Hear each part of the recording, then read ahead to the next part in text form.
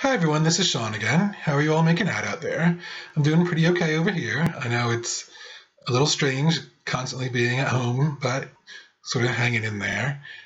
We've been doing our best to try to bring you different ways to keep yourself busy. And today I'm here to talk to you about some video streaming services. I know we've already mentioned that there are Canopy and Hoopla, which you can access using your library card. And I will be showing links for those right underneath me right here. Um, but there are many other ones that you can pay for or that are also free that could be worth checking out during the indeterminate amount of time that we're all going to be stuck inside our houses. So let's get to it. So first up we have Netflix, which you have undoubtedly heard of by now. It is far and away the most popular streaming service currently in operation. Their rates vary from $9 to $16 a month. That controls how many screens you can have the service running on simultaneously, and also what picture quality you get, although even at the lowest price, you're probably going to be very happy with the picture quality.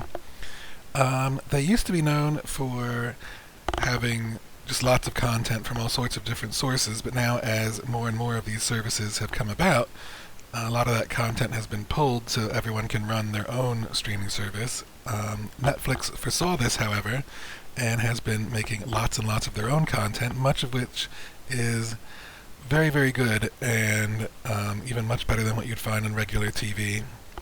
As you can see, just even looking here at the stuff that it's recommending or that I've been watching, a lot of them have that little red N logo in the top left corner, which means that they made them themselves. There's a lot of variety on here. I don't think that they're really trying to compete with any specific channel, more that they are trying to compete with television itself. So there really is a lot to watch no matter what you're into on here. As you can see, just sort of scrolling through here. I like a lot of these, like The Witcher and Nailed It, I thought were both really good. I mean, as it is, there's more on here than you can ever possibly get through. So it should keep you pretty busy for a very long time. Let's see.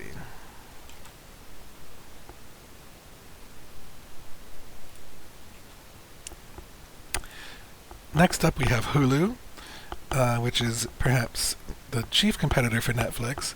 This runs a little different. It's originally started by all of the major networks except for CBS.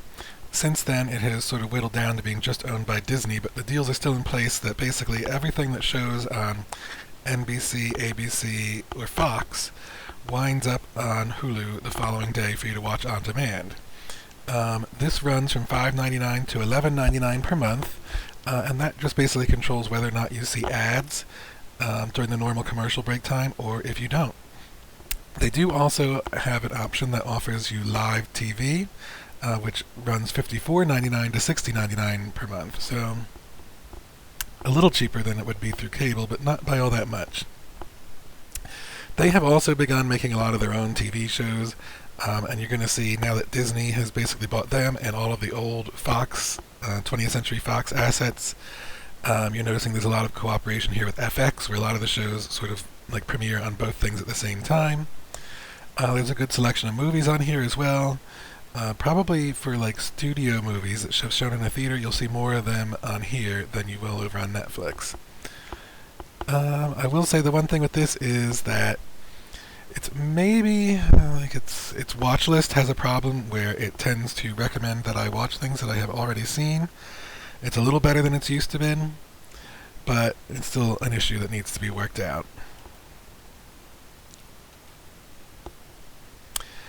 Next is HBO Now, which runs $14.99 a month.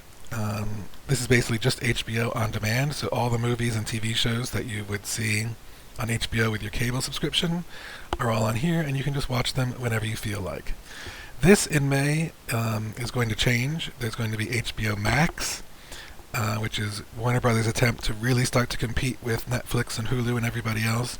It's still going to have all of the same content that you see here, but it's going to expand out to include all of the content that Warner Brothers Studios has produced and owns, which includes things like Friends and other TV shows that aired on different networks.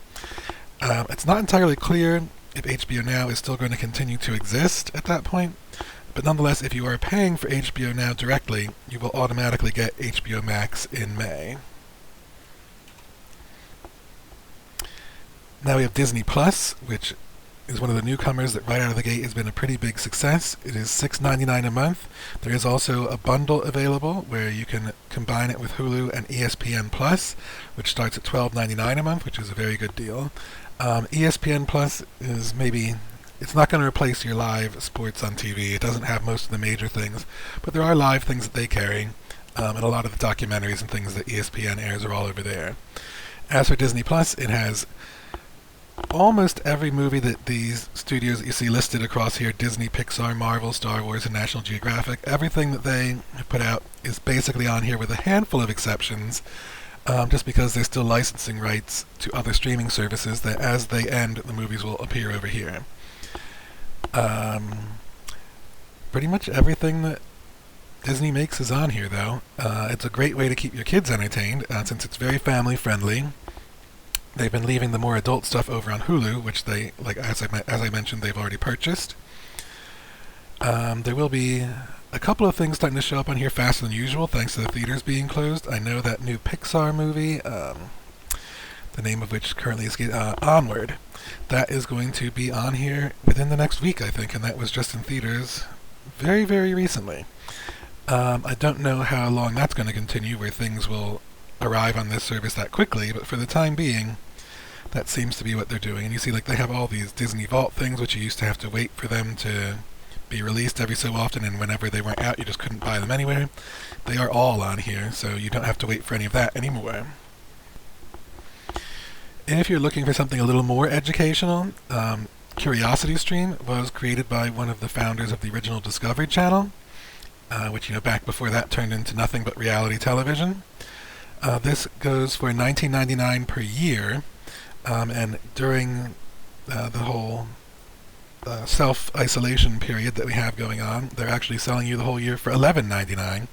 I'm not sure how long that deal is going to last, so if you're interested in this, you might want to snap that up real quick. They also offer this as in a plan with 4K video, which runs $69.99 a year, or you can pay $9.99 a month. This is just all documentaries on a variety of different subjects, so like a combination of Discovery Channel and History Channel, the way they used to be. If you're into British television, which many, many, many people that come to the Avalon Library are, you can look into BritBox, which runs $6.99 a month and is a co-venture between the BBC and ITV.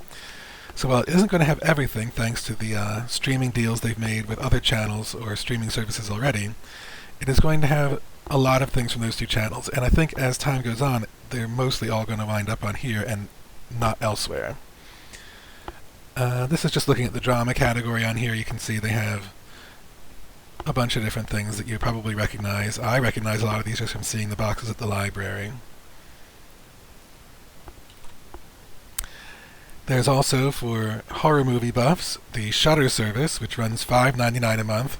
This is going to be just horror movies or maybe horror-adjacent content. Normally there would be a grid down here with additional content to look at, but it looks like that's not working right now, so we'll just click on movies and we'll see what they've got.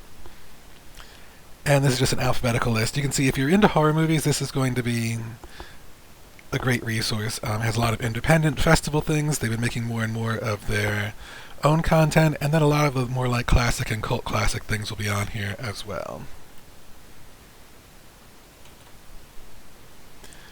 Just film buffs in general will probably love getting the Criterion channel, which runs $10.99 a month, is operated by the people that do the Criterion Collection, has a rotating selection of movies, both things that are in their collection and things that they just think are interesting and that you'll like that they've got for a limited time. See, browsing through here, this is very heavy on art house, foreign, independent movies. They have it broken into collections by director. I know when we were showing the monthly movies on Monday, Agnes Varda has been very popular, so you can click on here and you can get a whole assortment of movies by her. Now those all cost money. There are some free ones that are worth noting, like for instance we have Crackle, which is owned by Sony. Being free, it does have commercials in between the programs, But other than that, you can go ahead and watch movies and TV shows. Pretty much anything that Sony Studios put together will wind up on here, eventually at least. It's got a lot of movies you would have heard of, if maybe they're not the newest per se, but it is going to be things that you'll recognize, so it can make for a great way to pass the time. Tubi TV is a very similar service, except in this case, it was independent. It was just bought by Fox Corporation, and not the Fox that Disney bought, like the Fox that was left over from that whole sale. It's going to run the same way. You can watch all these movies for free. There will be commercials. A lot of TV shows on here as well. You can see I like to watch horror movies, so every time we get to a queue, there seems to be something like that in there. Now lastly, we have Pluto TV, which, unlike the other free services, is not an on-demand service. It's more a collection of live channels. You're going to notice when you scroll down the guide here, which looks very much like the guide to any other live cable TV service, you're going to see a lot of channels. You'll notice some on here that look familiar, but these are not the same things that you're going to see on your cable service or your satellite TV service. These are more just a collection of on-demand videos just shown in a row that you have no control over, with commercial breaks thrown in there. So, like we see Spike on here, whatever's on Spike on Comcast right now, it is not the same thing that's on here, likewise with TV Land or whoever else you might see. That being said, if you don't mind any of that, and you don't mind watching just whatever older thing happens to be on at any given time, this can be a really good way to just sort of pass the time. I will say the news section gets a little bit better, as these do tend to be actually live things right now. Like this, you notice when I switch to the channel at first, like the picture is all pixelated. If you wait a little bit, it'll clear itself up. It just takes a moment. So I hope that you found that helpful, that you're all doing a good job of hanging in there, and I hope that we all get to see each other again soon. Bye now.